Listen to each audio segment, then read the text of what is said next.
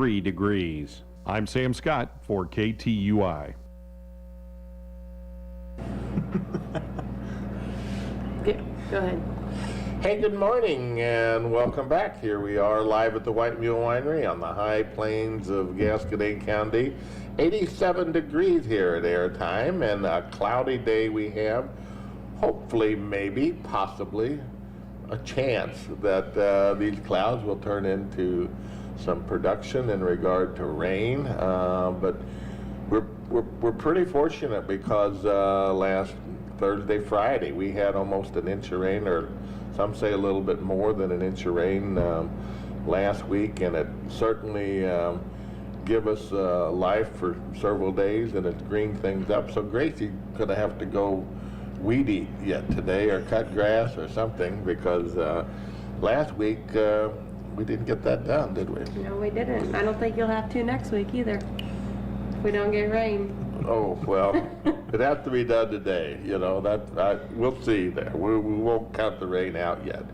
But it's good to be back with you, and last week we went to Kentucky and Tennessee and had absolutely a great time. Studied a little history, did a little Civil War stuff, went a little bit on the bourbon trail to a couple of distilleries and enjoyed that, and just learned a lot as you do when you travel, if you enjoy doing that. And I always try to travel and get something out of that I can take home with me and see and understand more. And what my understanding is at this time is that the whiskey or the bourbon business, I should say, is way bigger than I thought it was.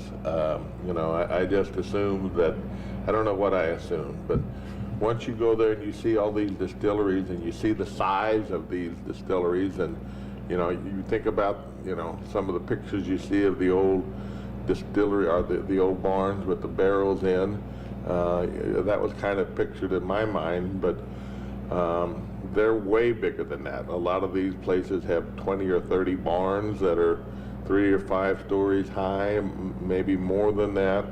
There's just a tremendous amount of bourbon that is made there and processed there, and it's huge business, and some beautiful distilleries, and you know, some that are still back as they were. You know, we had the opportunity to meet the main distiller, the main for Wild Turkey. Excuse me, for Wild Turkey, and he's 88 years old. Excuse me, and he just happened to be there. Had a great conversation with him, you know, in regard to that industry, and of course, McGinnis at Cuba make barrels for a lot of those down there, and he knew Leroy McGinnis extremely well. As a matter of fact, I was trying to think how old Leroy was, and he said Leroy'd be 85, and he said, because I'm 88, and I knew that I was 3 years older than him, and just listening to him and the evolving of that business, and him to be part of it, and how that went about, and really how many boats that they've raised the water level, or you know, how many boats and how many people have prospered in that area off of that enterprise is just pretty remarkable, you know. And we went several other places, and I'll tell you about them a little bit later, but places that had, you know, Jesse James, his mother was born in one of the counties we were, and we went to the old tavern there, which is a great history, and stayed there one night. But it just, we had a great time, and but Gracie's awful glad to see us back, right? I don't know why you never take me on these trips. I'm always the one that has to hang back. We did take you, Gracie, you know, if you remember, you know, but well, hey, it's good for you to be back with us here on KTUI, 1560 AM, 94.1 FM, or possibly you're watching on Facebook Live. And if you are, I want to show my new shirt off here. It's a patriotic cow shirt. My son Gussie got this for me, and he didn't make it in for the 4th of July, but That's an all year round shirt. it is an all year round shirt. It stars and stripes and cows, and that's kind of what I'm about. Speaking of stars and stripes, we have a star here today, Nate Tate, who is running for the Senate. And tell me what district that is. I should know that. It's 26. 26, but Yeah. you know they changed that, and this is now a new change too. Well, for me, it's still the same. Okay. So, but yes, the district lines have changed Right. substantially from what they currently are. So it actually won't go into effect till next year, but so this will be District 26. So it's Franklin County, Warren County, Cascade, and Osage County. You know, that's a big rural district. You know, Yes, it is. a lot of territory there, and a lot of you know, conservative area for the very most part, and a lot of great people, within those Absolutely. boundaries. That is for sure one of the things I've found out. There's a tremendous amount of great people, and you know, as far as the communities of interest aspect of Clean Missouri from 2018, you know, this district is very good. A lot of commonalities Right. there. So And a lot of relationships. So be careful, Nate, when you're talking about families, because you might be related, or they're going to be never know. related. You never know. Yeah, I don't make it a habit to talk bad about anyone, so I should Well, be okay there. I understand that. Well, Nate, you're not a newcomer to this politics. You've served as a representative for 6 years. Yep. And tell us a little bit about yourself and your family, plus your new addition. And, you know, just tell us a little bit about your history and what your motivation is. Okay, so basically my stump speech, huh? Yeah, exactly, you know.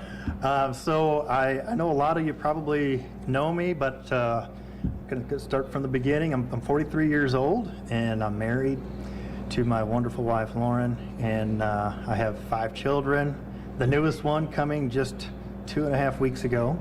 That's a new So, model. Yeah, let me tell you, she's something else already, though. You know, her personality is already, you know, kind of showing through, and I think she's going to be a little ball of fire like her older sister, who's 17 months old. So Wow. it's going to be a pretty wild household, I think.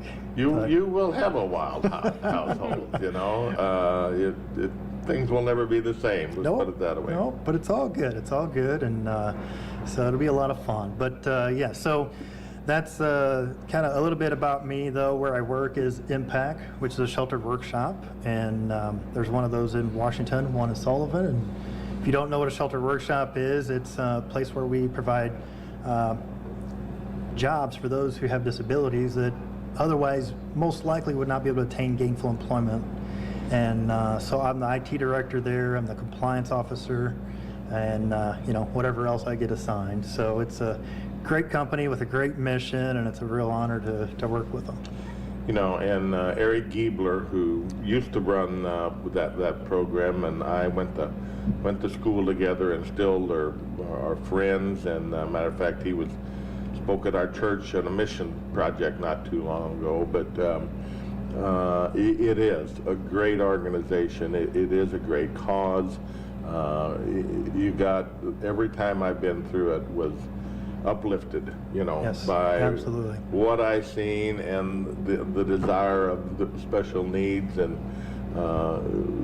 people to work there, and they just give a lot back, don't they? I mean, they not only work hard, but they give you a lot back. Oh yeah, absolutely. You know, it's such a, I don't know, experience that, you know, I'm very honored to have that experience, and to be able to work with the individuals that work there is just really a neat time, neat experience. Well, it's nice to keep your toe in the water, you know what I'm saying, in regard to, you know, you do IT and those particular things with them, but it just kind of shows that the reality is that you're always in reality, even when you're in, Right. Jefferson City, where, Oh, yeah. sometimes, things get clouded over there, and you don't know what's real and what's not, but that's a job, that will keep you grounded, and you got a family to help you do that too. Oh, yeah. So it obviously being able to do all this takes a lot of help. Kind of takes a village. Of course, I got my parents, I got my in-laws, and some other friends and family that pitch in as well. And so I'm very grateful and thankful for that help. It allows me to be able to do what I've been doing, which I guess just to kind of bring everyone up to speed on how I got to where I am. Public service is something that I kind of just got started with in church. And I think when I was about 12, they asked me to be an offering bearer. And, things just grew from there with different types of jobs and responsibilities within the church. And then I became the Sunday school director. And then I became the deacon as well. And so after doing that, or while doing that, I was like, what else can I do? And I kind of just got involved in the community in St. Clair, which that's where I live.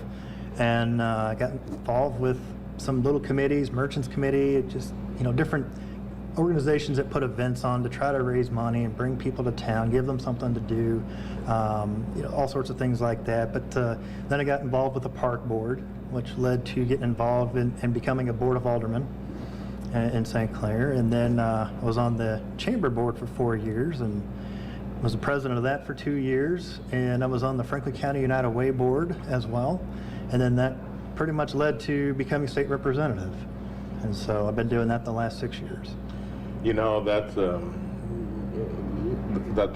background you come from is service. Yeah. Yeah. And whether people think about that way all the time, that's what politics should be. And it absolutely is. And it's in my opinion, and maybe there's some people that don't feel that way, but in my opinion, politics is serving all of your constituents, and those decisions are hard sometimes, but you're there to serve the people that put you there, Absolutely, and, that's the way not I a always little looked at it. cause here or there. No. You know what I'm saying? No. In my opinion, you're there to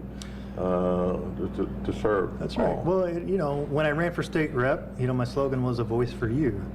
And that still holds true, And of course, when I got to Jeff City, it became more apparent how important that is. That's one of the things, whenever we're campaigning for these positions, these offices, especially if you've never held office, you don't know how important constituent services is. And it's huge. Now, of course, you've served, so but it's a huge part of the job. You know what I'm saying? I mean, that's what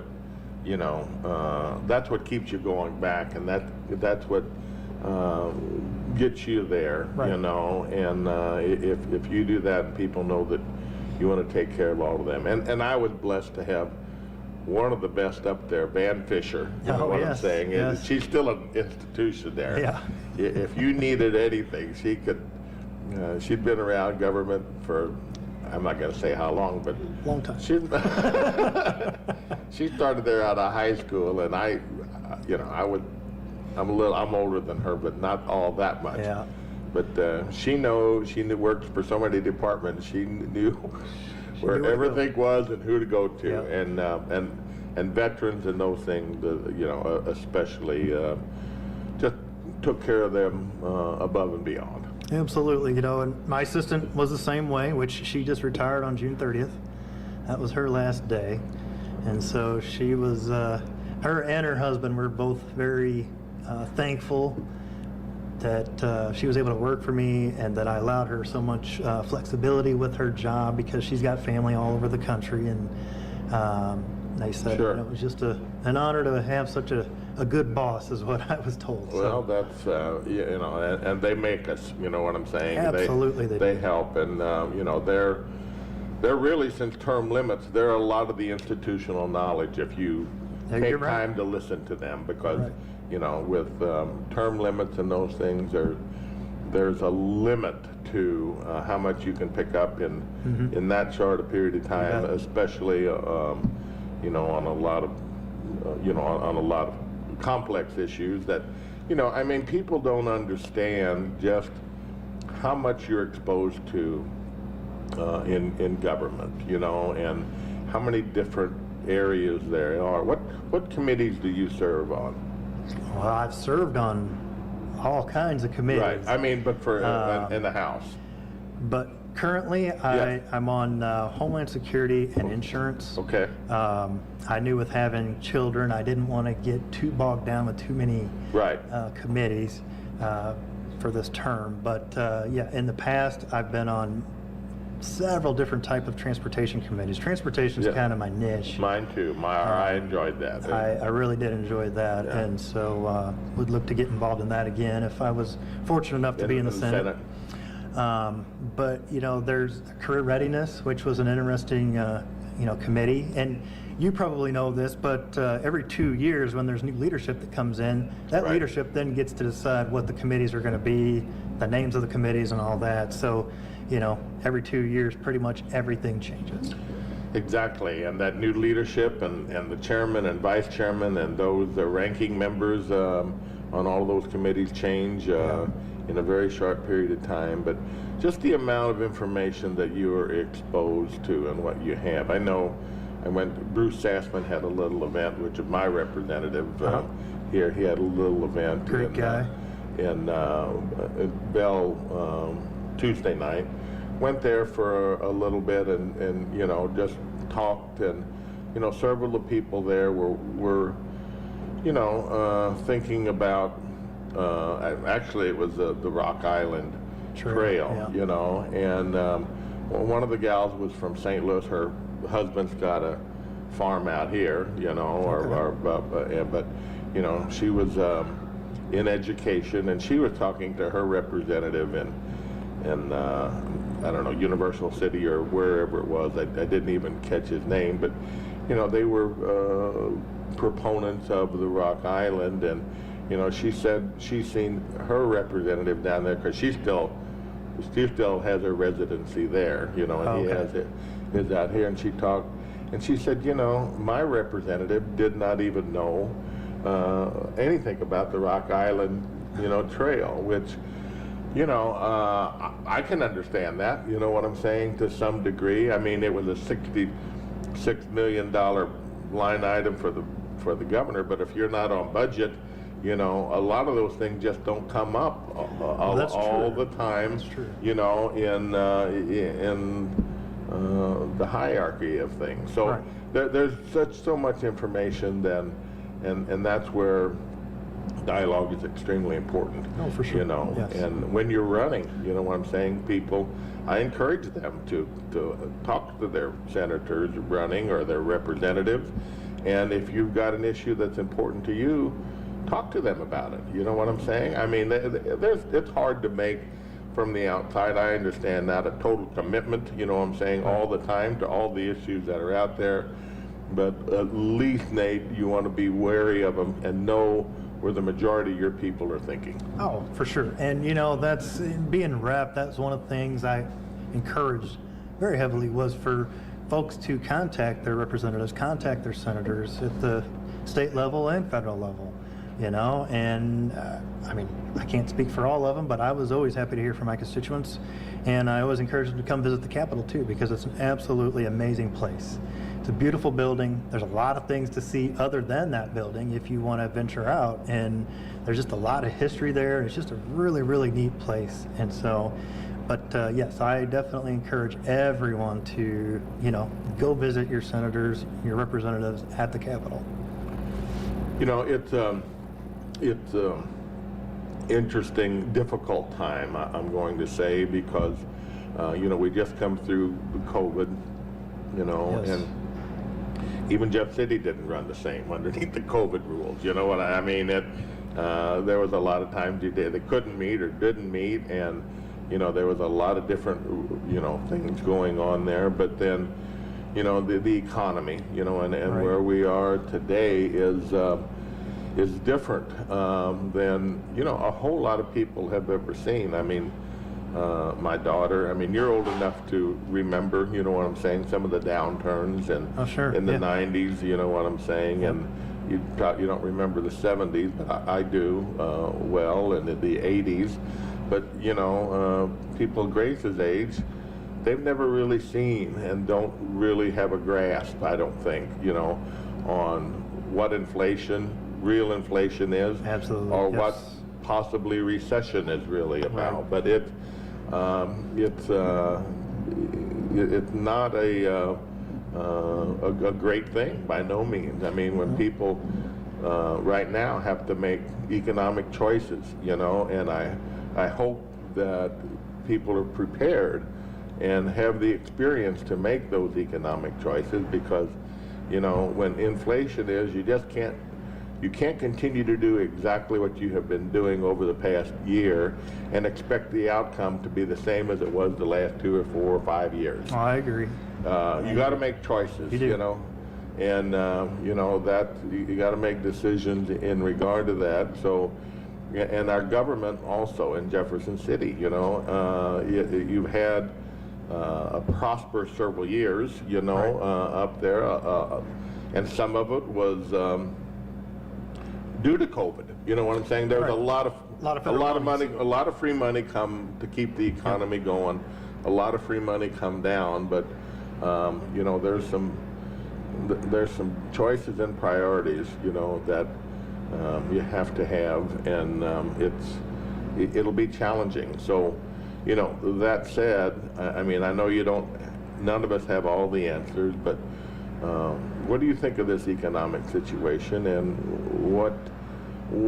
do you see any particular things in Jeff City that is going to have a dramatic impact on? Well, I'm not an economist, but, you know, with my years of researching different things and being through downturns and things like that, I mean, this inflationary period obviously is a little different than we've had any time in recent years, because it's about 40-year high. Right. So, you know, you're looking at the early 80s, the last time it was like this. So, to your point, not a lot of people have gone through that, but it will have an impact on everything. Right. You know, it doesn't take a genius to figure out when gas prices go Yes. up, everything will go up. Yes. You know, and that's just the unfortunate reality, because everything that we buy comes by truck or train or ship, whatever it is, and, you know, all those Or things it's take made fuel. by fuel. Right. All your plastic, people don't think of this every Exactly. day. That's true, too. You know, but Yep. all your plastics, you know, all your fertilizers for agriculture, I mean, that all takes, you know, nitrogen is made out of natural gas and things. Yes. So it really does play into the Whole picture. picture in an extremely big way. I mean, if Right. you know, the farmers and you know, the fuel, you know, and the fertilizer, they're getting it on several different sides at this juncture. Yes, prices are elevated, but the input cost, you know, that they all have Yes. is yes. Substantially higher. exactly. Substantially, and, you know, I'm not nobody's immune to that. You know, it's going to affect all of us. And but, you know, we do have a surplus right now in Jeff City. We're within the state, I should say, and that's something. One of the bills that we had passed on the last day or two of session was essentially a tax rebate, and that was going to be roughly $500 for anyone who pays taxes. Okay. Okay. But the governor vetoed that, and he's looking at something that's more permanent and a tax cut. And so, from what I understand, he's looking to call in a special session to come back and, you know, look at that issue again and figure out how we can make it more permanent for everybody versus just the taxpayers. So, Well, you know, all of us, you know, you know, tax cuts are important. They're an important investment to make back into our people. absolutely. You know, Yes. and when there is a little bit of surplus, you know, it's important that cabinet, leaving him unable to carry on. it goes back to It the should people. go back to the people. There's no doubt. For sure. No doubt about it at Don't know all. when So- that'll happen since they tore all the carpet up and everything that's in the chamber right now. So not sure how long it'll take to get all that back down and get the desks reinstalled and all that. But Well, we'll see. Sometimes, you know, you just never know. By the way, since we're on that, you know, the Capitol was under a dome for, you know, a couple of years. Yeah. And it looks remarkable, though, when you drive by it. You can tell, you know, even though it was a maintenance thing, it does look shiny and bright and a new star in the sky, so to Yes, speak. it truly is a treasure for the state. You know, I mean, that building's over 100 years old, and it was starting to show Sure. like it was 100 years old, you know. And there was concrete on the outside of the building that was literally just falling. Falling down, and that's not And good. that's not good. And so they had to close off of several sections so people weren't walking under it, and, you know, but they finally got all that fixed. Did they have a 4th of July event there? I mean, they closed, they had fireworks on the river, did, and, you know, yeah. the whole, they would have kind of, I don't know if the chamber put it on, but they would have rides and things. Did they have that again this year? As far as I know, they did. Yes. I wasn't there, obviously. Right. Campaign season and everything. Well, you baby know. season too, you know. Baby season, that's for sure. So, you know, focus has been on a few other things other than that, but trying to get out and see the people in the district and meet people and introduce myself and, you know, trying to garner support. You know, on issues that are being talked about, the Rock Island Trail Yes. here is something that a lot of local people are interested in, and I'm going to say some both ways. You know, I agree. Some I think a lot of them really want it. A lot of business people they want it. They want to see a future, and you know, they think that part of it. Not necessarily that you know it's an immediate deal, because it's not. Right. But if you look at the numbers like on the KD and, you know, some of those others, they have given a vision, you know what I'm saying, to those communities along They there have. that has added to the economy. And as important as that has created that opportunity to revitalize, you know what I'm saying, some of those areas along that. And I think that's what I'm appreciative of, you know what I'm saying, for our communities, and, you know, Gerald and Buford and Bland and Bell and all the way through. Oh, yeah. That it can give a vision, it can revitalize, you know, those communities, and you know, stick some investment in that, because, you know, bed and breakfasts are, people love in this area, you know. They I do, mean, yeah. we're fortunate to have, you know, Washington and Herman and, you know, along the river, but even Rosebud and, you know, where we are, you know, tourism and agritourism is a big issue. It is a big issue. Yeah. And so what's your thinking on this trail? Well, so with the Katy Trail, there's already been a precedent set Right. at a federal level, and, you know, a lot of people probably don't know this, but the Rock Island Trail would basically follow that same process. And so, you know, I think the Katy Trail actually brings in around 17 million a year. I haven't heard those recent numbers, but So, you know, to me, I find that interesting. I think that's great. And I think that's probably only going to continue to grow, you know, in the future. I know we've got a lot of people from outside the country that like to come Exactly. and ride this Katy Trail. And so it's not just locals or, you know, that kind of thing. It's people from out of state, people from St. Louis City, you know, things like that, where they'll come out, put their bike on the trail and, you know, go to a winery, stay at Right. a B&B, you know, those sorts of things. And so, you know, that's a huge opportunity, I think, for us to have in all of these, especially the smaller communities. And you know, I think it's really hard in macroeconomics, kind of, in the bigger picture, to really understand the overall benefit of these particular situation. When you say XYZ brings in, so you look at, the people that, are riding their bike, you know what I'm saying, and those people that, they're pretty reasonably easy to track, you know what I'm saying? Right. They spend the night at there, and they, this many people come in and they spend their dollars on food and then entertainment and whatever. But it's bigger than that, Nate. I mean, once you have that infrastructure there, those bed and breakfasts are used for a lot of other reasons. If they are Absolutely. there. Yeah. They're there because in Rosebud, they got a family reunion. You know what I'm saying? Right. Yep. And those people want to stay there. They do that. And those restaurants that build, they might only serve, 100. I'm just making numbers up, but they might only serve 100 people a month, or 200 a month or whatever in that restaurant alone. But the people in the community use that each and every day, if it is for whatever. And people miss that. People miss that, but far, these elements here.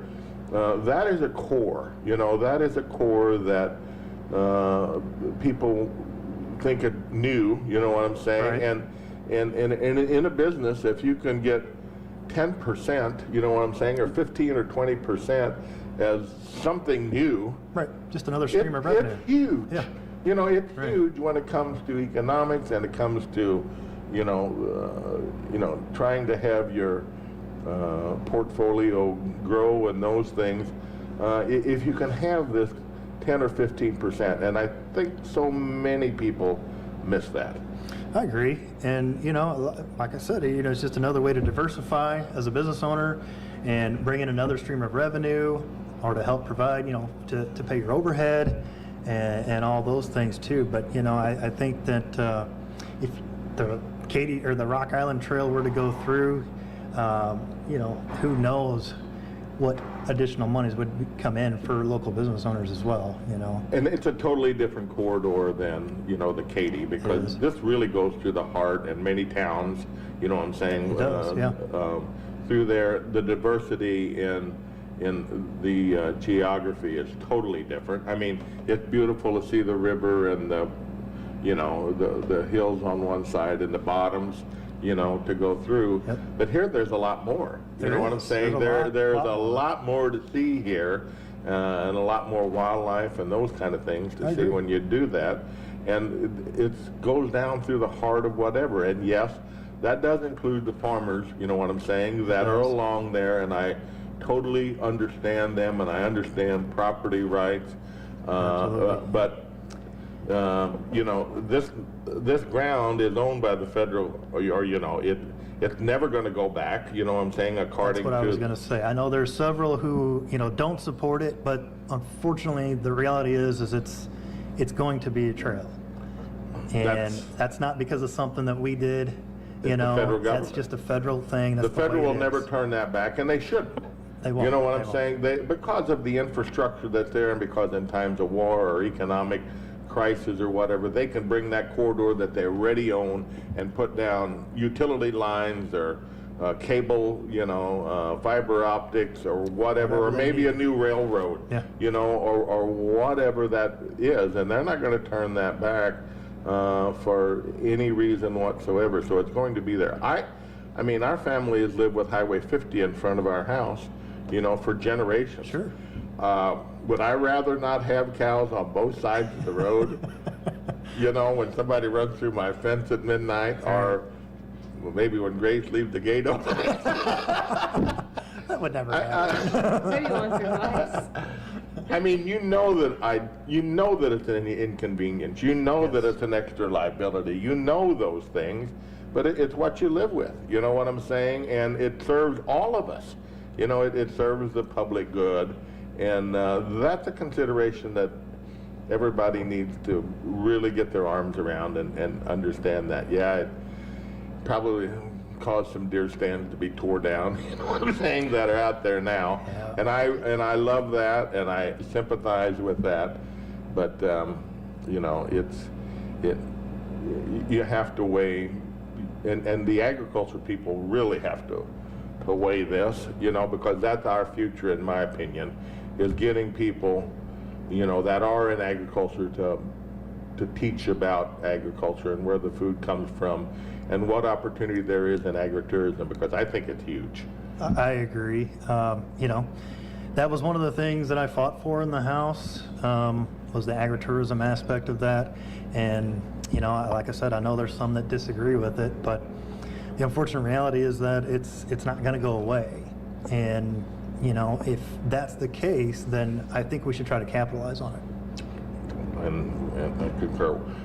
You know, other what are other particular? You as a champion of transportation, and we got some extra money coming. I think it started just the 1st of July, didn't it? I believe so. Yes. In regard to, and I don't remember how many dollars that's going to necessarily bring in to Missouri, but one thing that I do know is that to get all the federal dollars back, you know what I'm saying, you got to have matching opportunities funds, right. To do that, Right. and that will help leverage bringing some of those Federal dollars extra down. federal dollars back. Right. Yep. And I believe the final number was 7.3 billion.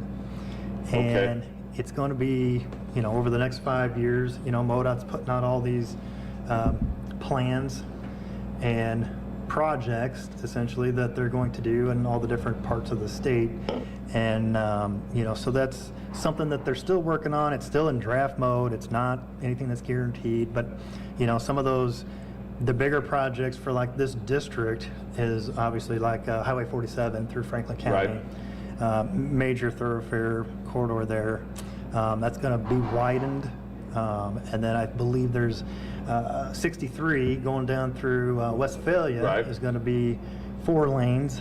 Once you get past the intersection there to go to Jeff City, it's going to be 4 lanes for 6 miles. And those are 2 of the largest projects for the Senate district. Do you see anything for 50? Is there anything there for Highway 50? I'm not 100% sure on that just yet. That is something that I'm working on.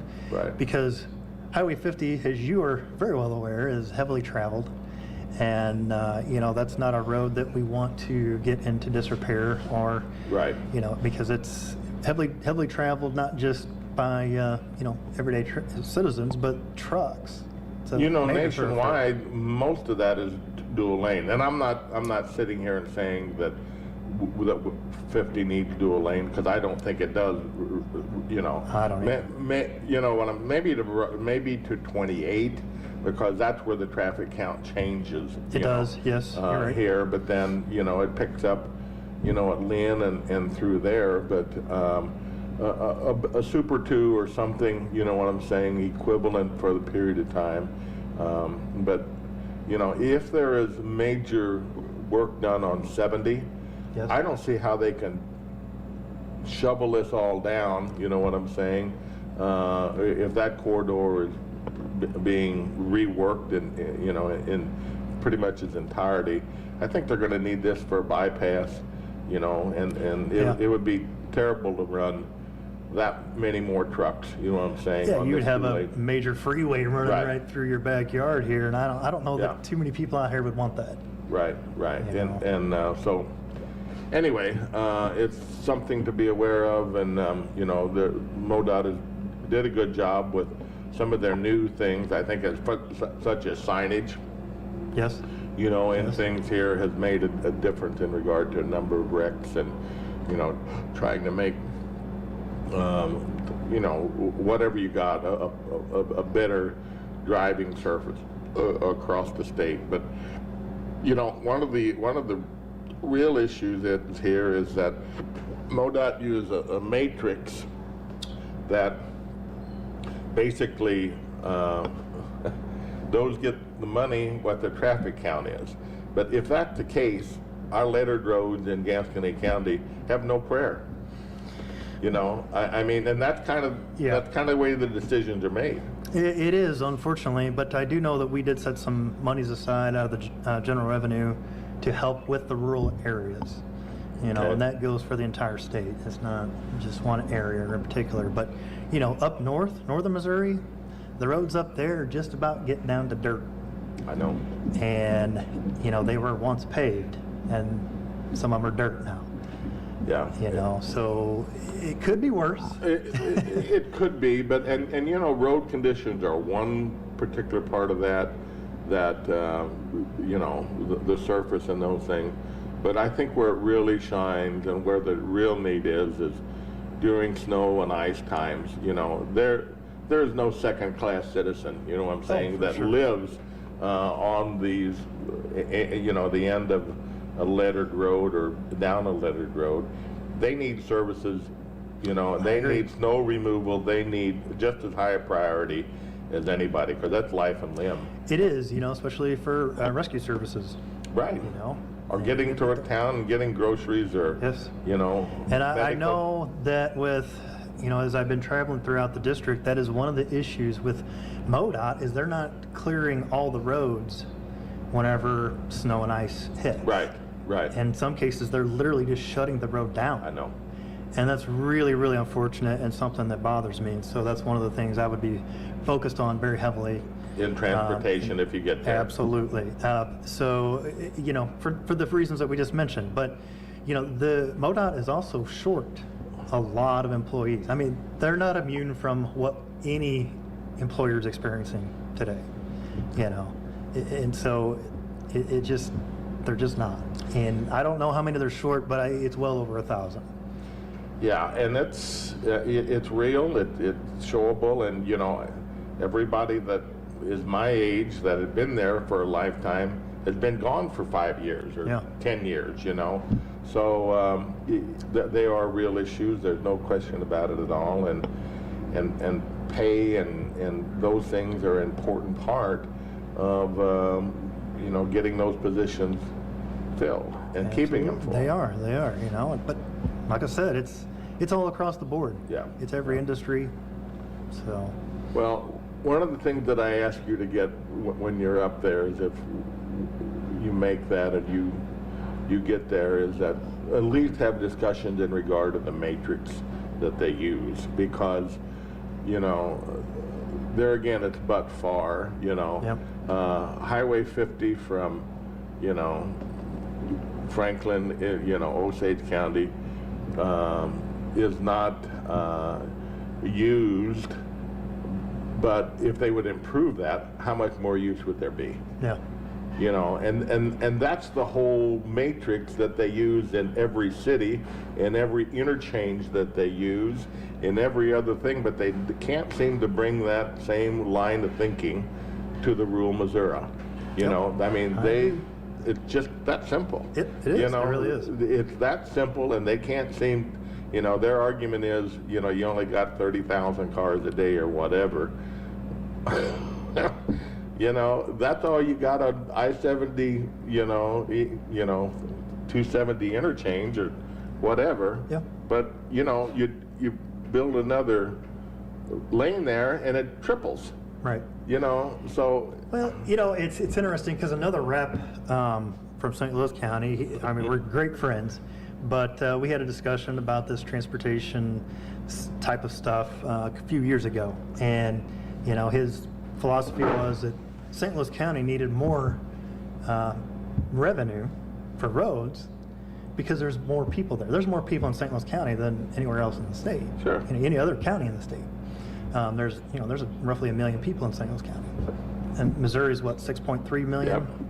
Yep. So huge population base. So his thinking was, we need more of that money. And I said, but what about all the surrounding counties? They need that same money as well, because a lot of those counties, whenever they go out to eat, they go shopping, they do go look for entertainment, where do they go? Probably to St. Louis County. So they got to be able to get there. Right. You know, so same could be said for other parts of the state as well. Yeah, good luck with the revenue sharing. Okay, we're talking with Nate Tate, running for the Senate seat in the state of Missouri. The what district? 26. Maybe I'll remember that, Nate. And we'll come back with Nate, and give him an opportunity to how you can learn more about him on his website or telephone or whatever he wants to talk about. We're going to take a break here on KTUI 1560 AM, 94.1 FM, or Facebook Live, and let Gracie have the mic and tell us what else we're doing in the next week. Alrighty. The GTA Car Club is hosting an honor flight benefit poker run this Saturday here at the White Mule. The poker run will be from 12 to 5. The silent auction ends at 6. And there will be food served by us. We will have pizza, wings, and hamburgers if anybody wants to come out and eat. That's this Saturday coming up. This Saturday, Yes. tonight. Yep. Starts at noon. Proceeds will donate to the honor flight for our veterans. So come out and support them. This Friday and Saturday is the New Haven Community Fair. Friday it looks like they'll be having all the livestock shows and then the pig scramble. And Saturday they will do the truck and tractor pulls. So go out and see that one. I have been to that fair a few times. Yes, you have. You there. showed cattle there. Yeah. Haven't been there in a while. And then next weekend, July 12th through the 16th, is the Crawford County Fair. That'll be in Cuba. Looks like they will be having Flatland Cavalry on Friday, and then Aaron Watson on Saturday. This Friday night at the White Mule, we will be serving steak, pork chop, shrimp, and beef kebabs from 5 until 8:30. Saturday is the honor flight, so come out and support them. We will be serving food from noon till 5, and then our steaks from 5 until 8:30. Sunday is all you can eat, pan-fried chicken and roast beef from 11 until 3:30. Very good. So make your plans now to get out. I bet Nate's sitting here making his plans with the fairs coming up and the picnics and those things. And Oh, yes. Your personal time gets cut a little bit short here. A lot short, during- yeah. I try to include the family as much as possible. I know, You know. I know. But you got one that's not in. I'm sure she travels at this juncture, but Well, I'll tell you don't what. want to take her everywhere at No, this juncture no, well, either. especially in this heat, you know. But Sunday we did the parade in Warrenton, Wow. and now she rode in the truck and the air conditioning That's- with Grandma. That's But yeah, you know. So, but she was there. She was there. Yeah, that's excellent. Well, you've got another big thing in Warrenton that you're going to be representing, and that's the processing plant that they're working Absolutely, on up there. yes. That is going to be a game changer in the Missouri cattle be business. huge. It's going to be huge, and it's going to be really good for Missouri I cattle. think they're saying around 1,400 jobs, around $28 an hour average pay, which, you know, it's not a job that's for everybody, from what I understand. No. I mean, I don't know a whole lot about that, but I've been learning about it over the last month or so. Quite a Yes. interesting business. But you know, in addition to that, all of the people that they're anticipating that's going to move to the area Yes. up there is huge. And I know around Wright City, they're talking an additional, I think, 750 homes That's coming amazing. very, very soon. My friend Joe Gildahouse did a remarkable job, you know, Yes. putting this together, and his team working to, you know, help this come about, and it'll be great for everybody. There's no It'll be question. good, that's for sure. Nate Tate, how do they get a hold of you, and how can they learn more about you? The best way is I got a website, electnatetate.com. It's got all kinds of stuff on there about me. I'm on Facebook. I've got a personal page. I got a political page. You can check me out on there. And you can just email me at natetate@gmail.com.